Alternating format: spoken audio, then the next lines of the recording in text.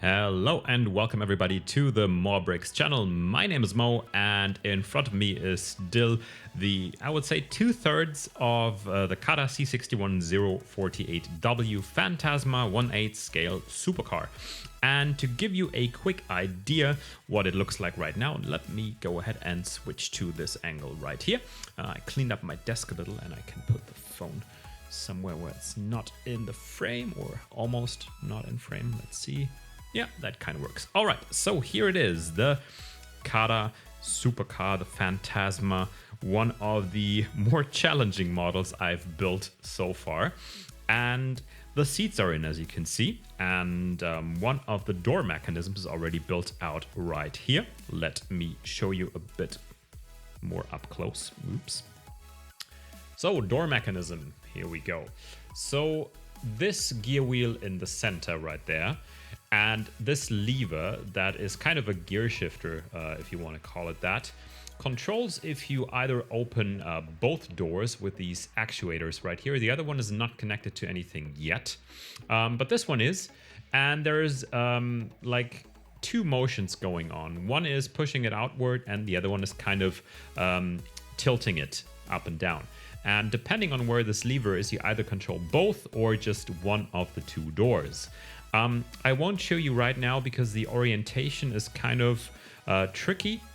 But what we're going to do right now, because as you can see, the entire frame on this side is still missing and open, and the mechanism right here is not there yet either. So I think if I look into my instruction manual, we're in building step D178, and it's PDF file 4 out of 7, and I'll continue now by building this very part.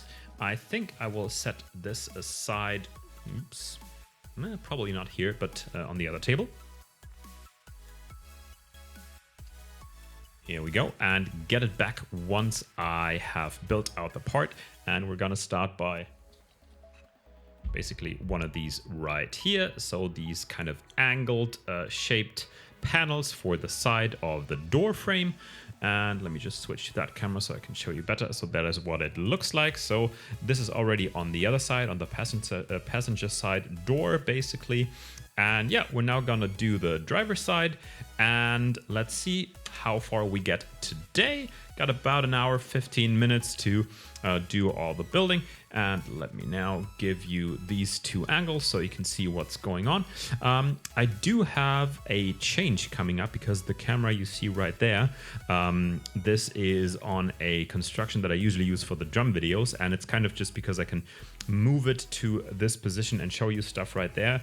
But the lens is a fixed 12mm on the APS-C sensor, so basically 18mm full frame equivalent with a 1.5 crop factor for all you camera nerds out there. And I will replace this with another camera that is not on this contraption, but rather on a simple stand that has a 10-to-18mm lens on it with a different camera as well. And I will be able to zoom into this desk area from basically this angle right here a bit more closely, so you can see better what's happening on my desk from kind of this position right there. And I'll still be able to hold stuff into the camera, I guess. So that's coming up hopefully sometime next week, so stay tuned for that. And now let's start building. Here we go.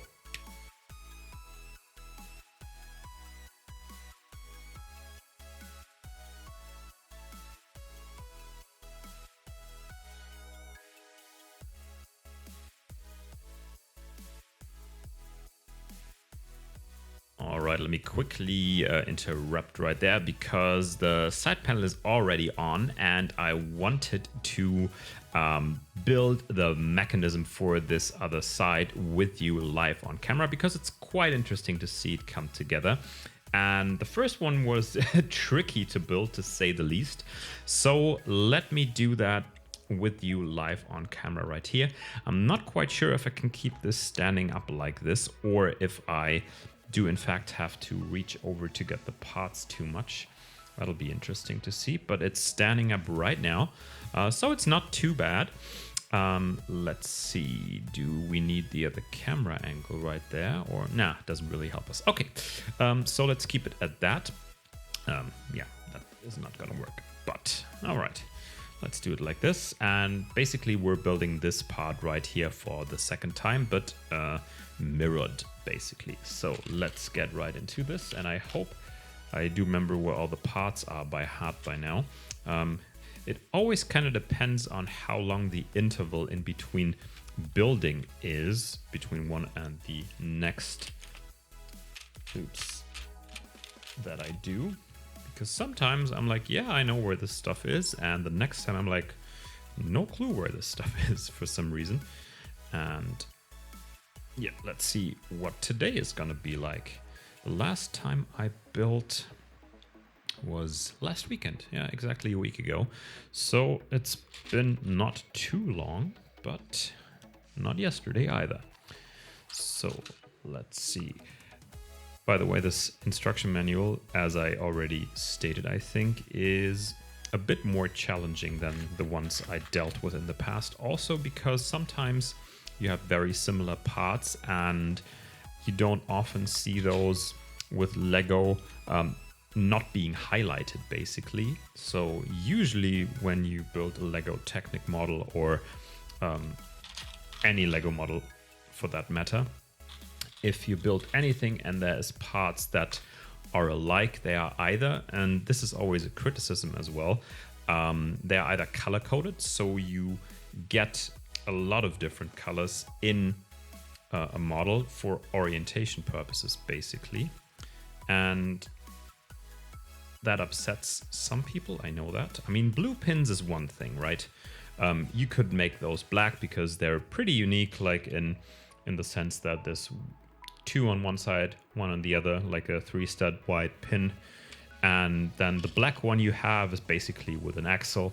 So yeah, okay, you could kind of be misled here. It is technically possible.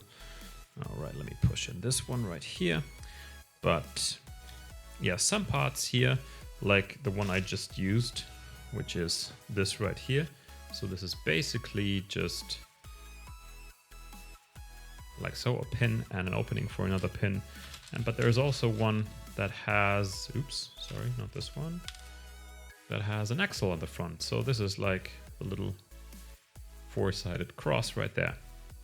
And these are, if you're not very close to the instructions, which I'm not because it's the PDF on the friggin' thing, these are very, very much interchangeable when you just look at the picture. And my brain's like, what in the world is this part? All right, more gear wheels.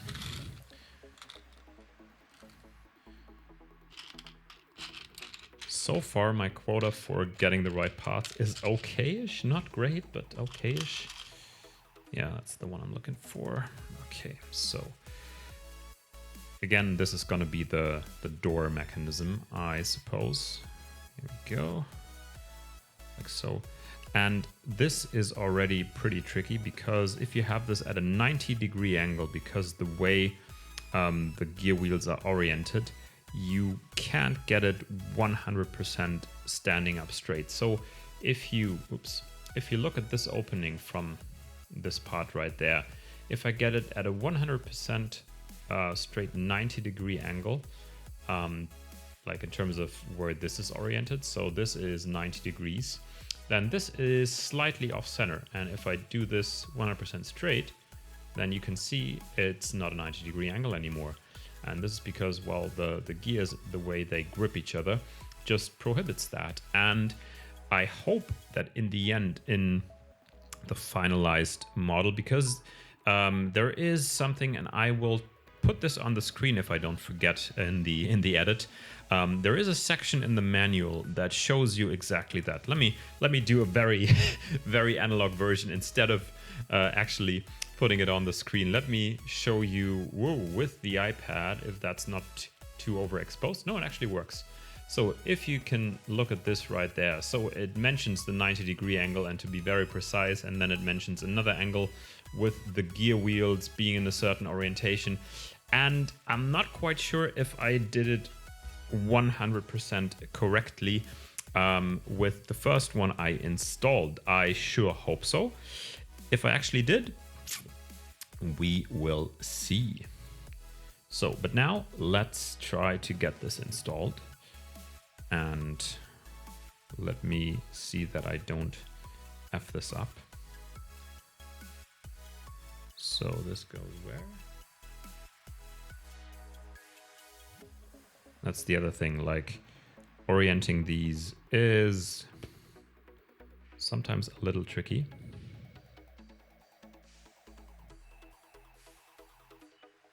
I mean, I believe this goes here, but where does this axle go right now? So it's not as easy as looking at it. Let me just push the mic out of the way 1 second.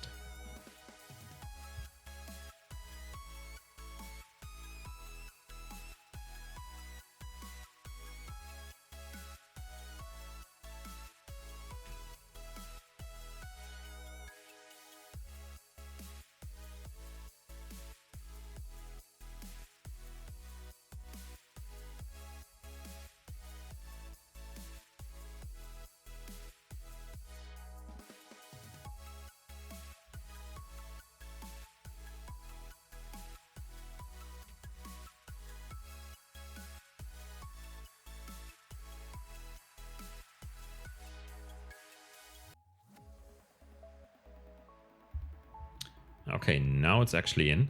And now I have to see, because these two actuators right there, I believe they will have to be somewhat aligned so that they're moving in the same kind of manner and at the same angle if you want to open both doors. But if you can control them individually, I guess it's not really that important because you, well, can adjust one independently from the other. But let's see how this works out. I just hope that this angle that I'm seeing right here is set up correctly. Well, I'll see in the next building step. So, grabbing the right axle in the first try, that's good. And now I have to find the right position for this little fella right here, but it's the same as on the other side, so that works out nicely. Here we go. Yeah, holding things together. One thing I gotta give this construction credit for is being super sturdy. Like, it was only a very short time frame when I thought, okay, this is kind of flimsy, but it didn't take long for it to be very much the opposite of flimsy, being very, very sturdy eventually.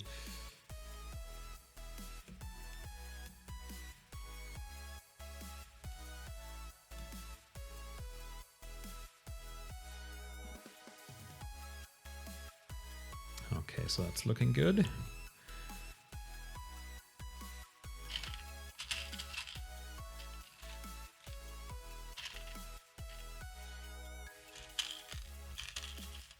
Yeah, so now I'm going part hunting again.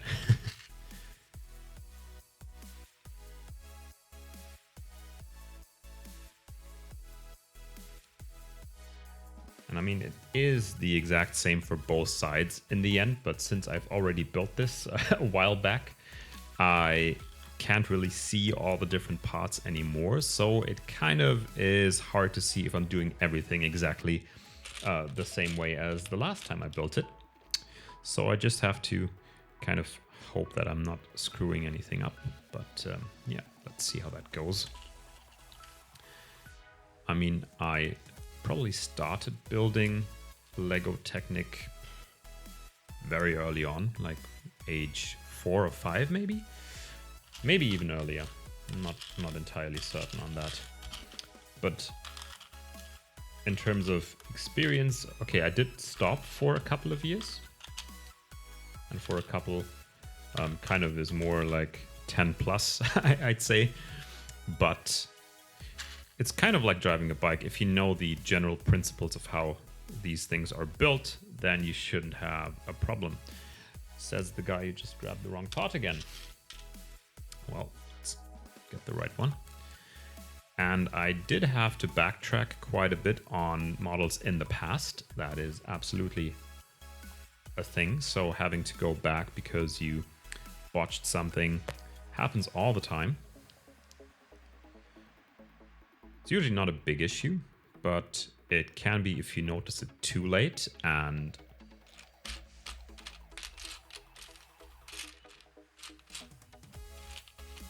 I do remember with the other CADA model that I built, which was the Italian supercar, the one by Bruno Jensen. That one, I almost lost it completely in terms of I wanted to give up and wasn't sure if I could actually complete the build. Of course, it ended up working out in the end, but as I said, I wasn't sure at times that it would actually work out. Like, I was not convinced this was actually gonna happen.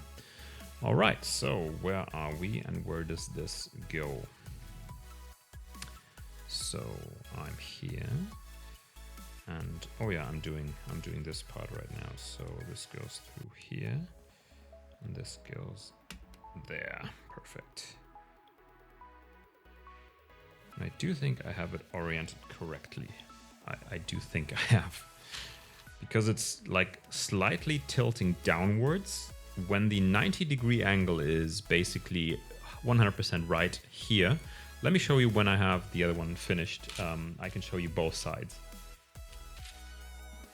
because either I did both sides exactly as they should be, or I screwed both sides. That's the other option that I have. Oops. So like this. And through here. All right. Oops. Sorry for the mic scrape there.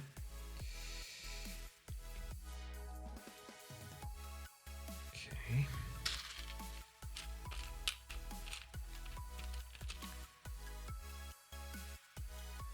Yeah, the guy I bought this from, as I mentioned before, he gave up at one point, or he maybe finished it even, I'm not 100% certain, and then stuff just didn't work. I mean, I could still have that, because trying out all the functions is probably not entirely possible until you've actually built everything start to finish. So we'll see if that actually happens to me. So far, I'd say no. So far, I'd say I'm pretty confident that it'll work out, but could be wrong. I could be wrong. So let's see. Well, this is actually the long one. Okay, now I have to tilt it on the side again. Oops, to get this axle through here. Ouch, Jesus. Always the funny bone. To get this right here, like so. This one here, like so. Okay, so that looks identical left to right. And we are starting with a new section, section E. So, quick interruption at this point. Let me show you up close. Let's probably go there. So, this is basically, let me show you the door section right there. So mechanism right here, that's what it looks like. And this is the side I had before, the passenger side. Oops. And as I said, if the lever right here, oops, now it's focusing on my face. The lever right here is centered. I should be able to move both at the same time with this gear wheel. Front and back are like individual doors, and this is the side I just built. And you can see this part right here is tilted towards the back a little bit downward. And this is actually the angle that happens when you... Oops, nope, let's do this. When you have the part at a 90-degree angle that they tell you to have at a 90-degree angle, which is this and this right here. Like if that's actually 90 degrees, then this one is tilted downward. And it was that way for the passenger side. As you can see, it's tilted downward, and it's the same way now for the driver side as well. So I'm pretty positive that this is actually the right way to do it. Let me just check now with the lever in the middle. When I turn this,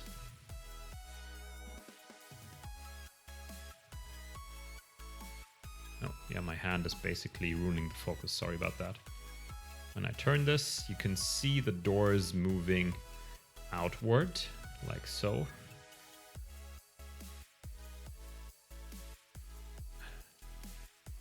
Okay, it doesn't go any further than this, so this is probably where it stops. I'm not quite sure because, whoops. So far, they're not going up in any way, but I think there is an up function for them. So not 100% certain when and how this will happen, that they actually go up. Because this construction right here, I mean, this could be... Is it manual? Nah, can't be manual. So, not sure how this is gonna happen eventually. And I guess we'll have to see. And I just noticed, did I use the wrong axle on one of those? Because this one is quite a bit longer. Let me backtrack real quick. Because I think I might have used a 4 instead of a 3 axle at one point.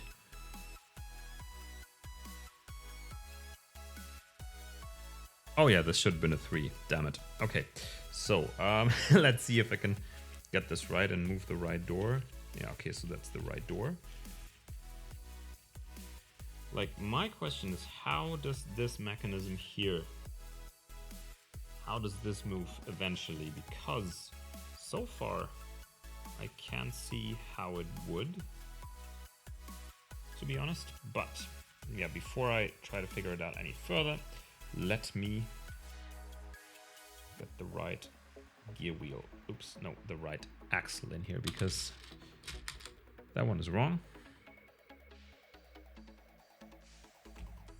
And that one's right. Okay, so fix that mistake.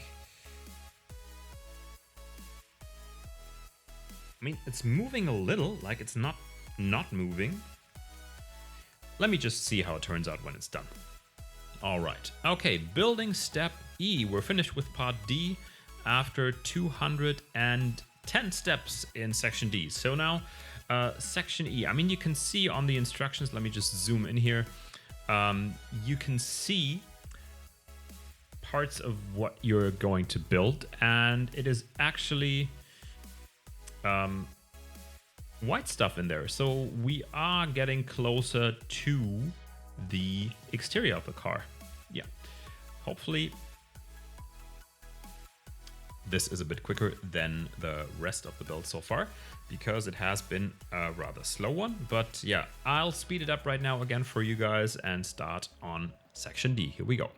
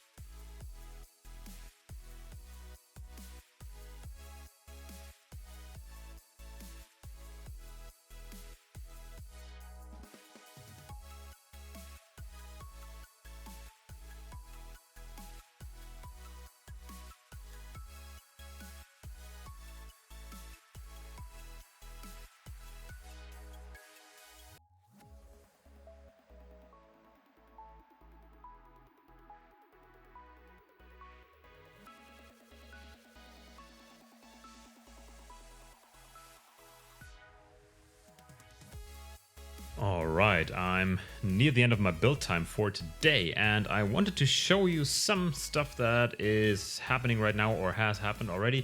So this double pin basically, so a 4-stud wide one, is being installed right now. And quite a lot has happened in the front of the vehicle. Still, I haven't gotten around to the exterior bits yet, but as you can see, to stable this construction, this goes through here, and instead of having just one pin stick out, there is two.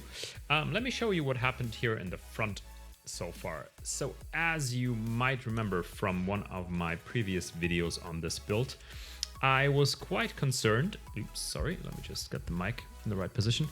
I was quite concerned about two things that were still kind of dangling right there in the middle, and they were attached to the suspension up here. And now, as you can see, these were stabilized with axles that are going through them and actually holding them in place. And these axles, they don't connect to anything here. It's just to actually give this some more structure and hold these two rods that came down from the top in place. But there are some more gear wheels up front right here. And if I flip this around, I've also now built basically the hand of God steering right here, as you can see. So this is doing its thing, and it is now also connected to the back where we have the 4-wheel steering in place. But right now, these are not moving. Like, these are kind of with this mechanism with the rubber band right here, kind of just going back into their original position. And I'm not so certain, but I think this lever right here will have to do something with either the 4-wheel steering being engaged or disengaged. Because right now you can see, yeah, it's gripping, but it's rather hard to actually engage the steering back here. So this probably will do. Okay, if I put it to this direction right here, it's actually not gripping anymore. And yeah, we'll see where this actually leads eventually, because there must be some sense to this mechanism right here. And I hope I didn't botch it in any way, but yeah, we'll see. Anyhow, it's connected now, and we also have this mechanism for the doors finished. And now something here in the front will eventually happen. As you can see, there is more gear wheel structures right there, and there's this little snail gear right here that's just turning and turning and turning. So that will do something eventually as well. Yeah, so this is basically what I wanted to show you, that the front is now fully connected. We have this sticking out here still as well that connects to the back somehow. And yeah, it'll be interesting to see where this goes. I think it'll link up to this structure right here somehow eventually, but this is now just dangling here loosely, and at some point we'll probably feed it through somewhere to stabilize it. So this is where we are at right now. I did need my pliers to get some mistakes I made building in between to loosen some parts, but worked out nicely. All right. So this is where we are right now with the CADA C61048W Fantasma. And I hope you enjoyed this video as much as the last ones. And as you can see, this is quite the chonker by now. So it's getting rather heavy as well. So holding it into the camera and showing you guys stuff with it is becoming more and more difficult. But so far, it still works out with one hand. And as I said, the structure is very, very sturdy, and there aren't any pieces that are easily ripped off by mistake or by accident. So I'm not too worried about holding it up like this. And yeah, it's really coming together, and we still have, this is the only white exterior pieces we have on there right now. I don't know why these are already installed here. For some reason, they had to go on there earlier than everything else. But the rest will probably go on there rather soon. I could see them in the preview for the build step that is coming up. And I'm looking forward to actually completing that.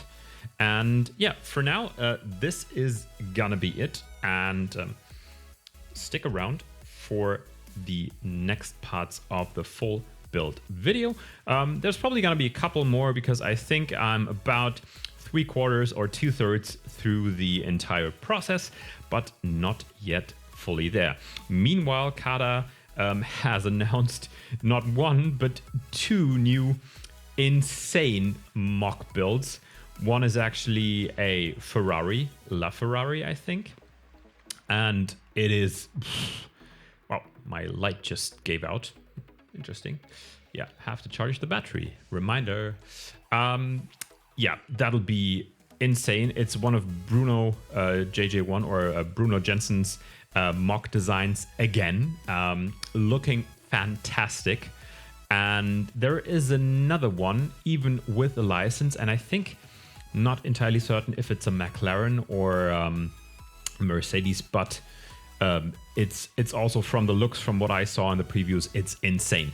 So a lot on my list to build in the future, but for now we're done. Thank you so much for watching, and until the next one, take care guys. Bye.